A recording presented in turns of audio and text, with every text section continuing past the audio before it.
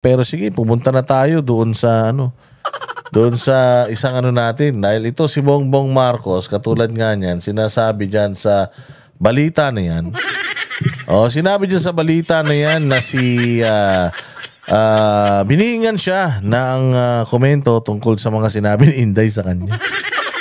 Pucha, mantakin mo naman ano lang ang sinabi ni Bongbong. Ang sinabi ni Bongbong sa kanyang statement nung nasa abroad siya, na I thought we were friends. Maybe I was deceived. May ganun siya. I was deceived. Po siya, nag-press con si Inday. Kinatay siya. Mga bossing. Tapos, ito naman mga gunggong na mga media na hindi rin marunong umintindi. Anong masasabi mo? Sabi nila, anong masasabi mo na si Inday Sara ay huhukayin? Yung labi ng iyong tatay. Anong sabi dito ni Bongbong Marcos? Sige, tingnan natin. I'd like to ask of your thoughts about the statement made by the Vice President about the remains of your father. I'd rather not, thank you. Matipid ang naging tugon ni Pangulo. I'd rather not.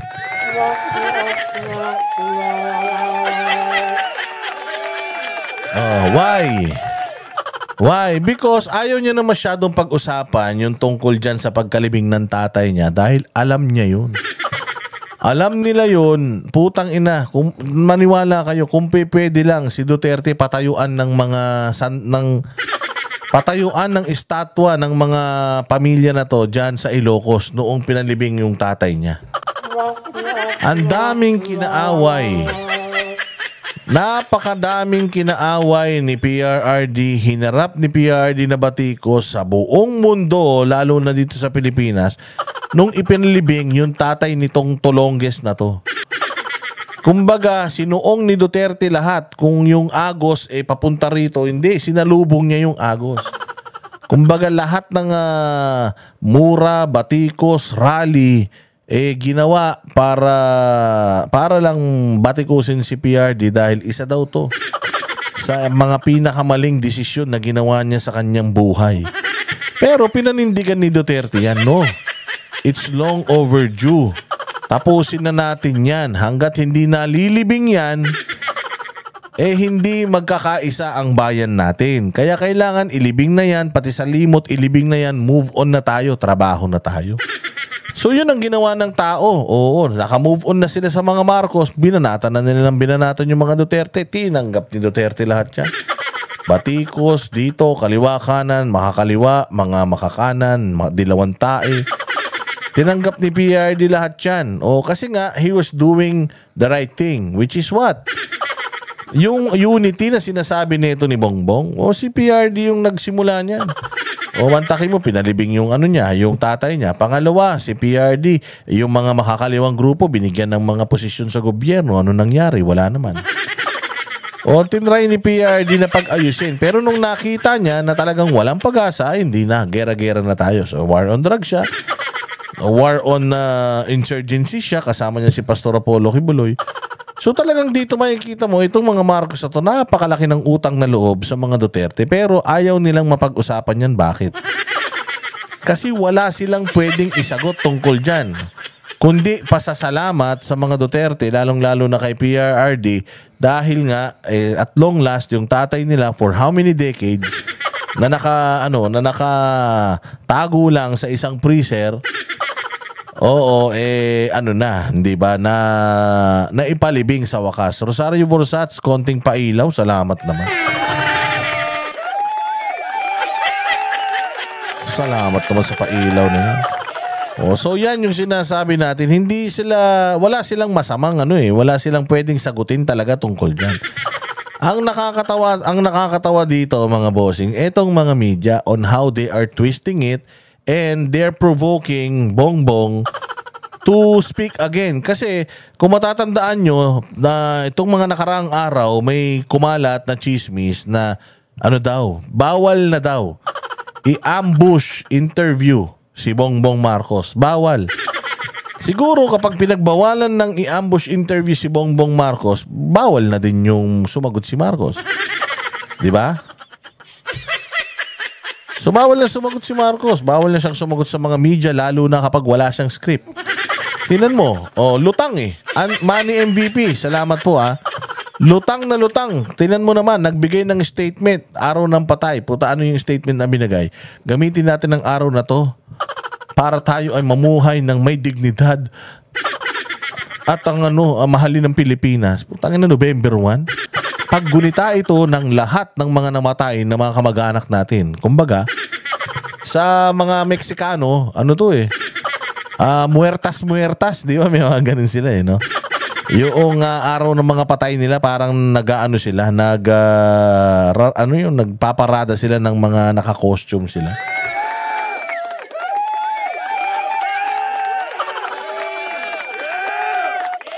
Dito mo makikita na talagang totoo yung balita na yun na bawal lang ambush interview at bawal na siyang sumagot sa mga ambush interview. Tignan mo yung mukha niya, muntik na naman siya sumagot. Sabi, wag kang sasagot. Putay na.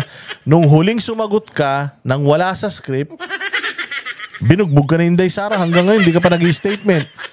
Mabuti pa yung anak mo, nag-comment na. Mabuti pa yung anak ni Amy Marcos, nagkomento na. Mabuti pa yung mga congressman, nagkomento na. Ikaw mismo, yung laman. Noong press conference ni Inday Sara, kahit isa, wala kang sagot. Ibig sabihin, walang bayag ito nakaharapin, kalabanin si Inday Sara. Kasi kapag nagsalita pa tong kupal na to, mas lalong lalabas ang baho nito at may expose na wala talagang laman ng kokote nito.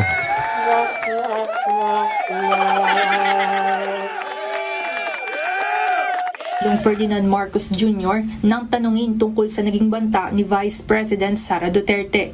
Tingnan mo kung ano daw yung naging banta daw ni Sara Duterte Huhukayin ang labi ng kanyang amang si Marcos Sr. Sa maikling panayam sa media sa libingan ng mga bayani kaninang umaga, tumangging magsalita si PBBM, partikular sa relasyon nila ngayon. Nakakapali! Tingnan mo tinatanong lang siya. Tinatanong lang siya kung kamusta ang relasyon nila ngayon. Bakit pati yun? Kasimple-simpleng tanong, di mo pa masagot. Wala ka pala takot ka pala kay Inday. Ang yabang-yabang ng mga vlogger mo. Ang dami-daming sinasabi tungkol kay Inday, kay PRD, pero ikaw mismo wala kang masabi. Buti sana kung madaldal ka rin. Tapos, sabay-sabay kayo ng mga vlogger mo na ipagtatanggol yung mga kadaldalan mo. Hindi. Tingnan mo kami. Yung yabang ni PRRD, sabay-sabay naming sabay-sabay naming pinakakain sa tao. Yung angas ni Inday Sara, sabay-sabay naming pinalalamon sa mga sa mga detractors niya. Hindi ba? Hindi kayo nahihiya yung mga vlogger ni Bongbong na tangina salita kayo ng salita tapos yung amo nyo. Tangina parang pipi. Wala ka pala Umurong ang betlog kay Inday Sara. Tangina kalalaking tao. Talunan ka sa mga babae. Una, nilampaso ka ni Leni Robredo noong 2016 elections. Ngawa ka ng ngawa. Iyak ka ng iyak. Ang dami mong hanas. Dinaya ka sa ganito, sa ganyan. Ang dami, kesyo meron ka pang mga mathematician na hinar. Ano nangyari? Dismiss yung kaso. Bakit? Tangina talo ka talaga So tinalo ka noon ni Risa Ontiveros, ay mali pala. Ginulpi ka na noon ni Leni Robredo, ginugulpi ka pa ni Inday Sara ngayon. Ang pinakamasaklap, ginugulpi ka pa ng asawa mo. Jake Arzobal, kailan dating mo sa US? Message kita. Message kita kasi baka pag sinabi ko dito kailan dating ko sa US, baka kidnapin ako ni Donald Trump. Oy! Bukas na eleksyon nyo. Bukas pa yung eleksyon nyo Bukas na eleksyon ninyo Sinong iboboto ninyo? Mamaya pag-usapan natin yan. Sabi nga ni Esme kinampihan ko pa nung nadaya ako, numiski ko. Kinampihan ko kasi matino naman din talaga yan. Alam mo nung panahon nung 2022, si Bongbong, magbubongbong Marcos naman ako noon. Magbubongbong Marcos ako noon. Kaya lang si PRRD nagbitaw ng salita sabi ni PRRD, wala, hindi pwede yan. Oo, hindi pa pwede yan kasi sumisinghot yan. At saka merong ano yan, merong may baggage yan, may bagay yan. Tsaka walang desisyon, ano yan, walang sariling desisyon yan dahil lumaki yan na spoiled. Sheltered, no? Yun ang sinasabi. Kaya nung sinabi ni PRD yun, pass na kami sa kanya. Kahit Ilocano ako, kahit buong pamilya ko, kinumbinsi ko talaga. Huwag niyo iboboto yan ha. Sabi ni Duterte, ganito, ganyan yan. Baka naman nag-jojoke lang. Putang ina, mag-jojoke ka ba ng ganyan? O hindi ka mag-jojoke ng ganyan, huwag niyong iboto yan. O kaya lahat, buong pamilya ko, hindi bumoto dyan kay Bongbong. Pero kung hindi nagsalita si kung hindi nagsalita si PRD ng ganon, malamang nabudol din ako niyan ni Bongbong. Malamang isa ako ngayon sa gigil na gigil. Gigil na ako ngayon pero hindi pa masyado to. Hindi ba? So, talagang magmamarcos naman sana tayo. Kasi nga, maayos naman yan nung una. Pag tinanong mo yan, didiretsuhin mo ba yung mga ginawa ni PRD? Sabi niya, oo, lahat. Kita mo, ito na nga, si Inday Sara, binudol tayo pa kaya.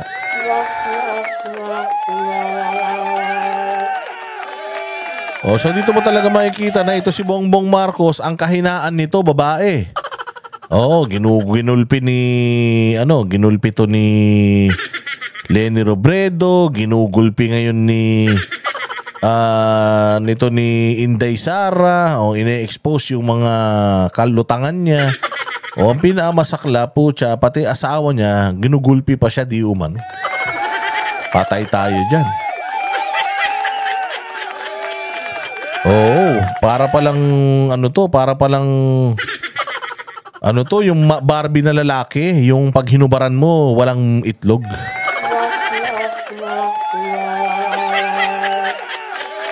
Ng pangalawang Pangulo.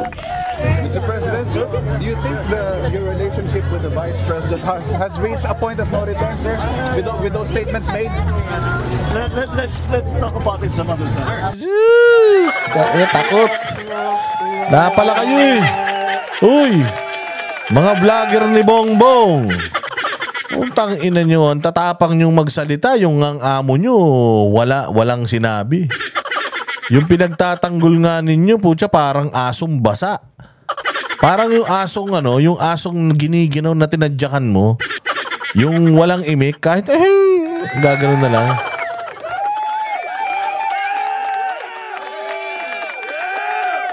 Di ba? Sabi ni Esme, bilang tao okay naman siya siguro. Hindi okay ang adik. Esme, walang adik na okay.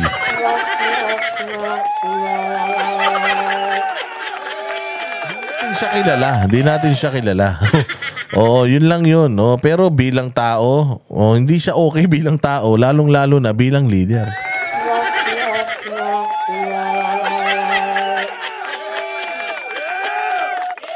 Hindi ba yan ang sinasabi ko sa inyo, mga troll? Mga troll army, sabi nga ni Chires dito, mga vloggers ni Bongbong, ang iingay nyo. Ang dami nyong hanas kay Inday, pucha, yung pinagtatanggol nyo, wala namang bayag. Puros lang naman, puros ngiti lang. Asa na yung sarcasm mo? Bongbong. Nasa na yung nasa na yung iyong kaangasan, 'di ba, nung nakaraan, pangiti-ngiti ka pa? Pa-deceive ka pa. Nasan na yun? Wala na. Ang ina yun ang sinasabi ko sa inyo, hindi nyo kaya si Inday Sara.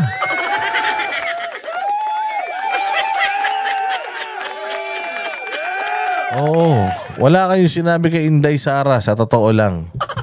Kaya kayong mga vloggers ni Bongbong Marcos, puta, magsilbing aral to sa inyo. Hindi kaya ni Bongbong tumayo sa sarili niyang paa. Kailangan niya pa kayong mga kupal kayo para ipagtanggol niyo siya. Ganyang kay spoiled si Bongbong Marcos. Sa isang press conference noong October 18, sinabi ni VP Sara na binalaan niya si Senator Amy Marcos na huhukayin ang labi ng kanilang ama at itatapon ito sa West Philippine Sea kung hindi matitigil ang mga pang-aatake sa kanya sa politika. Magugunitang ang ama ni VP Sara na si dating Pangulo Rodrigo Duterte ang nagpasya na mailagak sa libingan ng mga bayani si Marcos Sr. noong taong 2016 sa kabila ng pagtutol ng anti-Marcos groups. Sa isang mensahe sa libingan ng mga bayani, inalala ni PBBM ang mga iniwang turo ng kanyang ama na aniya ay mas naiintindihan niya ngayong siya ang nakaluklok sa pwesto. Ay inaalala mo yung sinabi ng tatay mo na party ka lang daw ng party. Siguro sabi niya, oo nga. Naaalala ko yung sinasabi ng tatay ko noon na wala akong alam, puro lang ako party. Totoo nga. Totoo nga, sabi niya. Kaya naaalala daw niya yung mga aral ng tatay niya Totoo nga yung sinabi niya na wala akong alam, puro ako party. Kaya nung bumagyo, putangin na, hindi ko talaga alam ang gagawin ko. O kaya ayan, sinabihan ko na lang sila, nagalingan nila. Inang buhay to. Ngayon na nakaupo ngayon ako bilang Pangulo, mas lalo naging mahalaga ang kanyang mga salita. Mas lalo naging mahalaga yung kanyang mga salita. Wala na. Kahit ano pang sabihin mo, yung mga sinabi niya sa'yo, hindi mo na makokorekt yun ngayon. Bakit? Tandiyan ka na Sana Bongbong, bago ka pumunta ng presidente, lahat ng problema ng tatay mo sa'yo, inayos mo na. Hindi yung kung kailan nandiyan ka, doon mo palang nare-realize na oo nga, tama nga yung sinabi ng tatay ko sa akin. Na mahina nga akong nilalang. Sabihin niyo na naman, gawa-gawa ko na naman yung istorya na yan. Si Amy Marcos ang mismong nagsabi niyan doon sa kay Direk Daryl Yap. Kaya nga yun yung sinabi doon sa di ba, yung MOM. Oo, di ba, yung MOM na pelikula niya, yung part 2.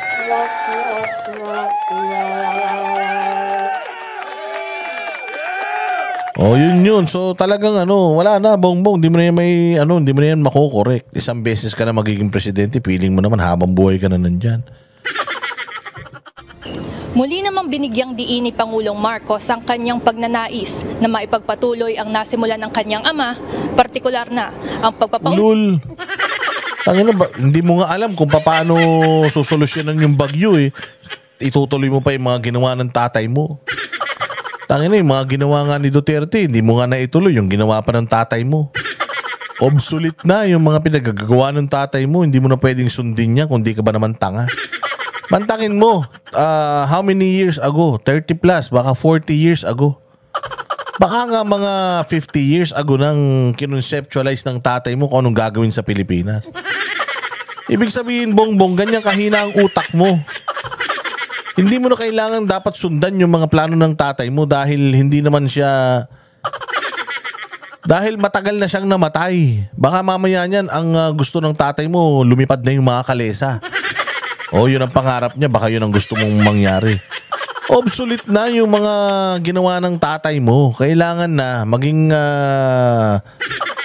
Kailangan na ng reality. Pumunta ka sa ibang bansa, Bongbong, tapos aralin mo kung anong meron sila doon na wala tayo.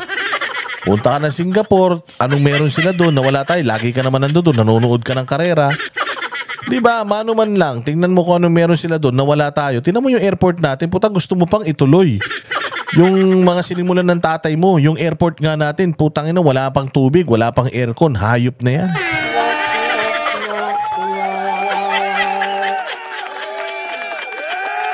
Saan ka man makakita ng airport? Pucha yan, yung Cebu Pacific. Pucha, nagkakalabo-labo yung mga bagahe. Mantakin mo, pag sumakay ka sa Cebu Pacific, meron kang check-in luggage, puta, pauwi ka na. Nakauwi ka na ng Pilipinas, yung mo, bagahe mo, nasa airport pa. Kung hindi ba naman tanga. Hindi ba, sino dito, ang mga nagka-problema sa bagahe? Basta daw Cebu Pacific kasi yung conveyor belt sira. Ang inasang ka makakita ng airport na sira yung conveyor belt. Gusto mo pang sundin yung ng tatay mo, mga ginawa ng tatay mo sa bayan? Ang gumawa ka ng sarili mong legasiya, Bongbong Marcos, ang tagal ng patay ng tatay mo. Na yan, obsolete na yung mga ideas niya para sa bayan. Hindi totoo. Kala nyo, nagbibiro ako Mantakin mo may kaibigan ako. Umalis. Umalis. Nag-check-in ng bagahe. Pagdating doon, putya, lahat ng brief niya nandoon sa bagahe niya. Tayo na, isa lang brief kung ano yung suot niya hanggang umuwi daw siya. Putya, umuwi na daw siya. Kung saan niya iniwan yung bag niya, nandoon pa rin. Wala na, inuwi niya sa bahay niya.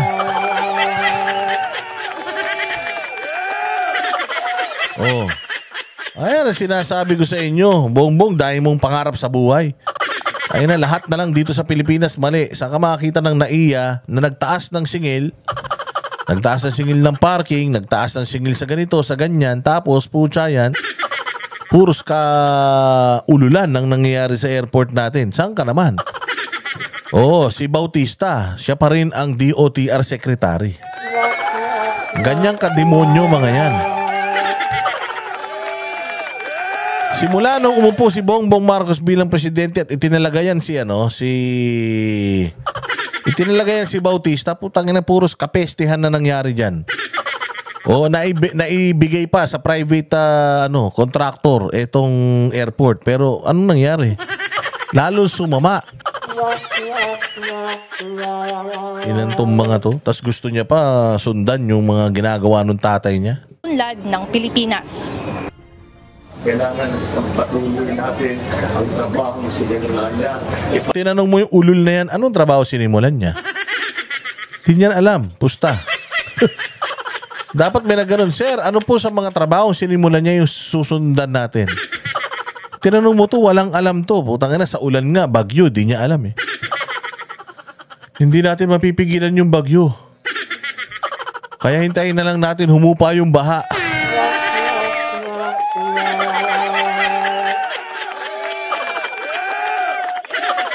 Buisit. Pagpatuloy natin. Ang inasang ka makakita ng ganyang speech ng presidente? Ipagpatuloy natin ang magaganda niyang sinimulan. Ipagpatuloy natin ang pagpapaganda ng Pilipinas at ang pagmamahal sa Pilipino. Tangina, Bongbong, ano sinasabi mo? Alam mo, 3 taon ka ng presidente, dapat sa Miss Universe ka na lang sumali. Kasi sa Miss Universe, yung mga sagot mo, baka pwedeng manalo yan. Kasi sa Miss Universe, hindi naman kailangan totoo yung sinasabi mo eh. Kailangan mo lang masagot mo ng tama yung mga tanong. Itong mga ganitong ipagpatuloy natin ang pagpapaganda ng Pilipinas at ang pagmamahal sa Pilipino. Ang inan yan, pagmamahal mo sa Pilipino. Lahat nga, hindi na makakain dahil sa mahal ng bilihin, pagmamahal mo sa Pilipino, pagpapaganda sa Pilipinas. Yung airport nga natin, kabaho-baho na, walang tubig, walang kuryente. Tanginan yan. Para tayong baka sa susunod dyan, mga uling na dikalan, pumasok na dyan.